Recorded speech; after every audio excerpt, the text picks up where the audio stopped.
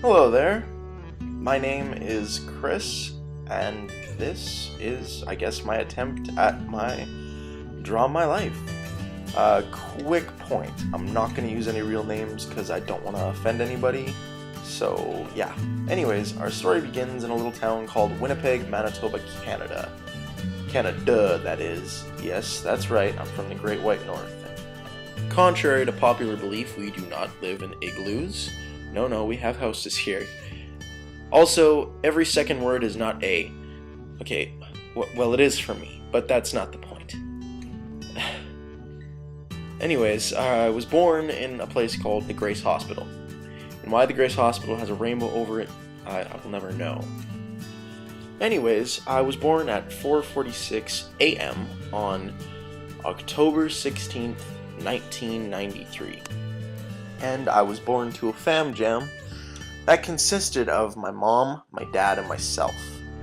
See, now I love my parents very much. They're a big influence on me, and they're still together to this day, which is really awesome for them, and I'm very happy for them.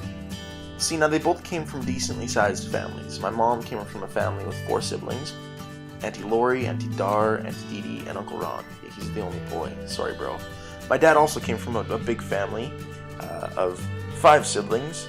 Tony, Fatima, Joe, Beatrice, and Manny. And I didn't want to get the spelling wrong, so I put, I don't know. Sorry, guys.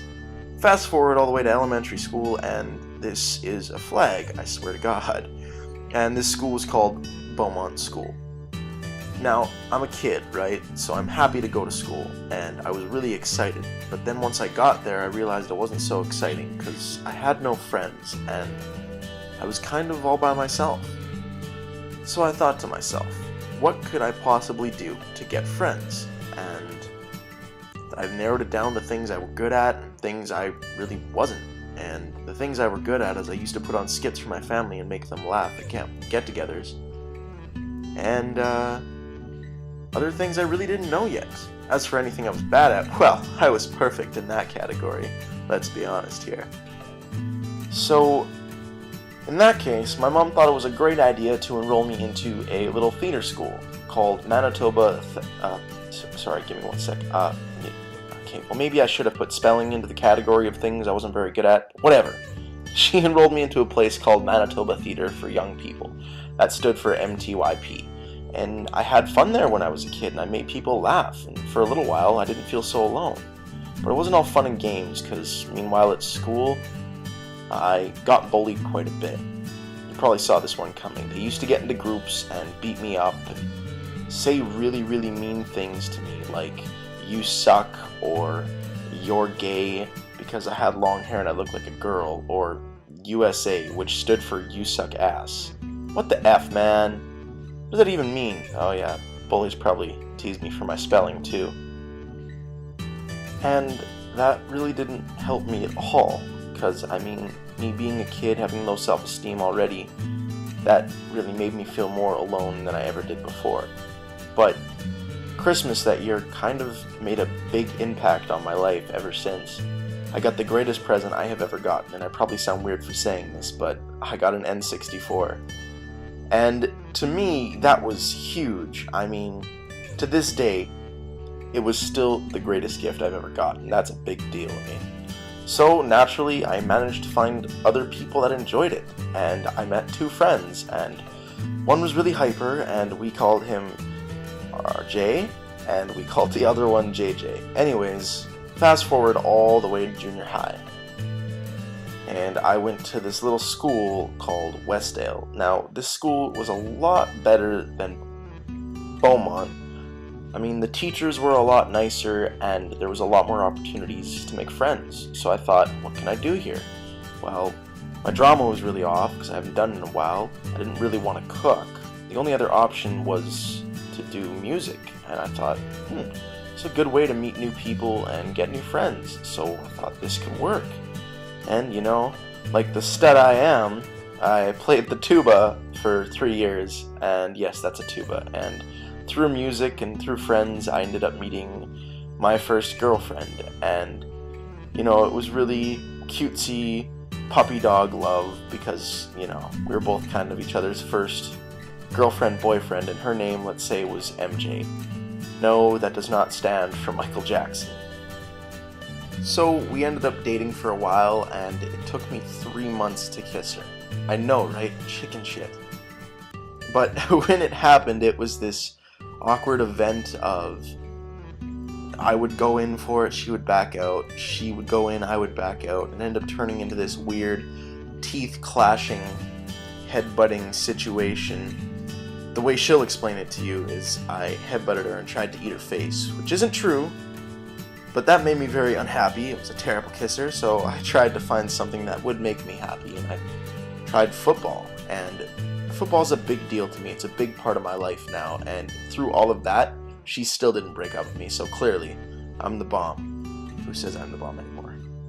Oh boy.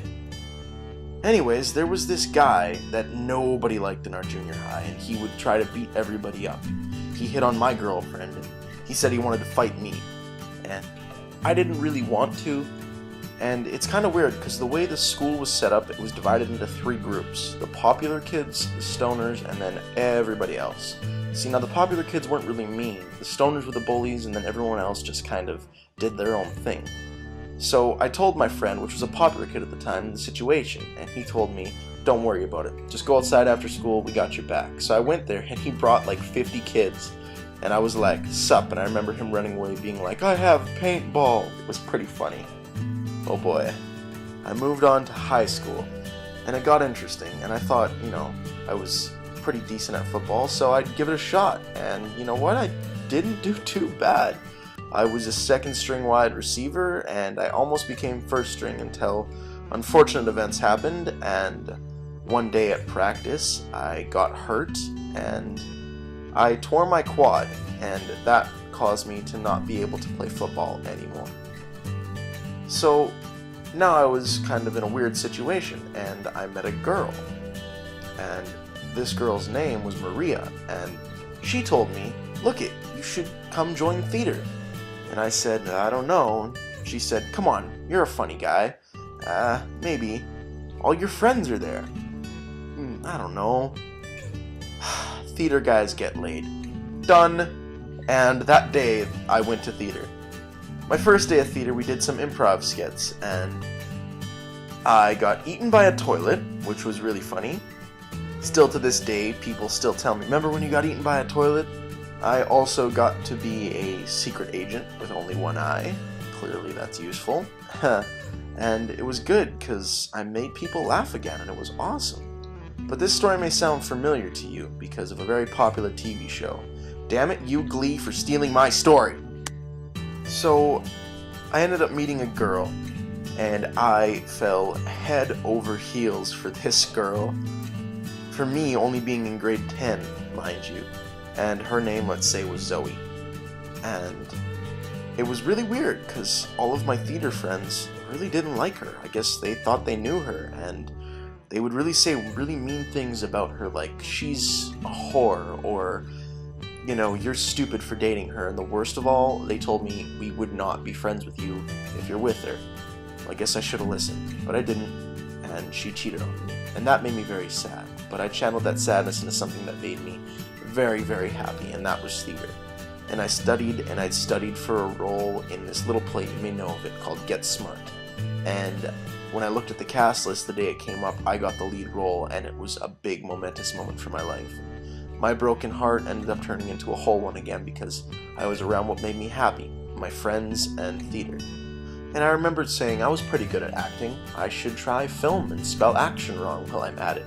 And I remember being in school one day and they were shooting a local film. They said, does anyone want to be an actor here? And I put my hand up right away, and it was a kids film called Tennis Grows Up. And they cast me as a monkey. And I wasn't very thrilled about being a monkey, but you know what? Looking back on it now, I made a pretty damn good monkey. And a year later, I remember saying, there was no girls in my life. I met a girl, and she was the most beautiful girl and the most nicest person I have ever met, and her name, let's say, was Cece. And at the time, I was a director in a play, and she was in it, and we had to wait until the play was finished. So within a 3-month span, we waited and waited until we finally went on a date on Christmas Eve to go see a very awesome movie. Tron Legacy. I don't know why everyone hates on it. I think it's awesome.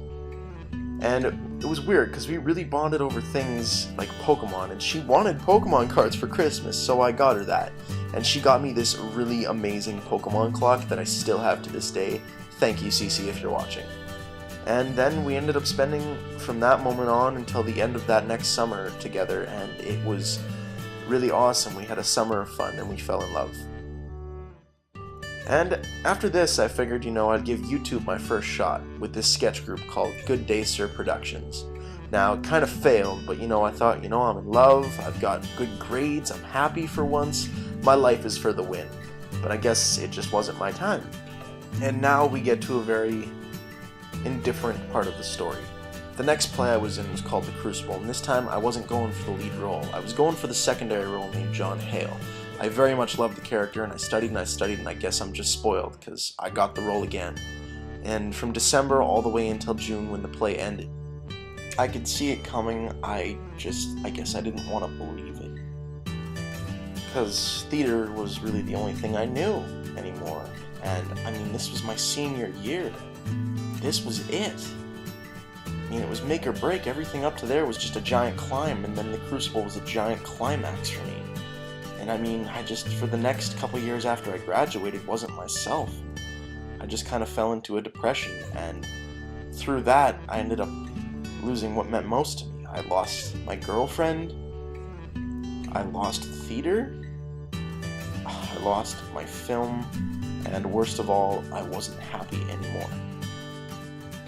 It got so bad to the point where I almost moved away to Ottawa to live with a good friend. And everyone would tell me, give me 1,000 reasons to stay. Katie, my best friend, my mom, my dad. And then Cece told me something that really hit home for me. She said, do what makes you happy. And that really struck a chord, because what did make me happy? I thought about it. Making people laugh made me happy, acting made me happy, and football made me happy. And now, I'm here. And, well, doing it. And no, that's not a dirty joke. Keep your head out of the gutter. And I'm giving YouTube another shot. And whether I get 1 or 100 views, I really don't care, because this is what makes me happy. Making people laugh and being an actor. And what's in store for me for now until beyond is up to you. But I'm just joking. But it'd be really awesome if you watch my videos. Moral of the story, at the end of the day, you gotta realize what makes you happy is what's most important. For me, that was music. I started a band, football, I started my own team, and I started coaching. Shout out to the Renegades. As for theater, I'm going to school to be a theater teacher. And for a girl, well, that's yet to be seen. But you gotta realize you find yourself first, and then you find the girl. Thank you for watching. Oh yeah, this is still Chris here. I just wanted to say thanks to my best friend Katie. She's super pretty and I wouldn't have been able to make this video without her. Shut the hell are you doing?